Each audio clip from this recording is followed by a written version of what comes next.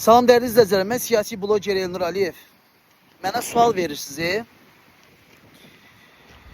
İlham Əliyev xalqı belə eləyir, İlham Əliyev xalqı elə eləyir. Mən sizə bir dənə bu sualınıza cavab vermək istəyirəm, qısa bir cavab. Bu xalq köləliyə məhkumdur. Niyə? Niyəsini mən sizə deyəcəm.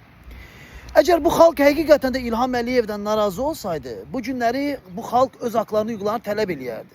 Deyəcəksiniz ki, haqlarını hüquqlarını tələb eləyənlərə qarşı diktator İlham Əliyevin başqa bir mübarizələri olur, polis tərəfindən insanlar şərlənərək həbs olunur.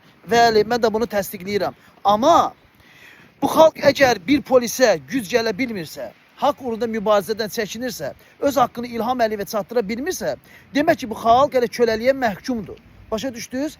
Hər qövmə görə ona başçı təyin olunur. Bu qövmün də başçısı İlham Əliyevdir. Niyə İlham Əliyevi qınayırsınız ki?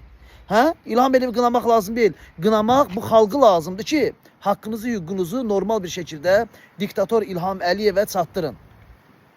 Bu xalqdadır günah, İlham Əliyevdə yox. Hələ bu xalq, belə İlham Əliyev yaxşıdır. Problem nədir ki? Problemini özünüzdə axtarın, qıraqda yox.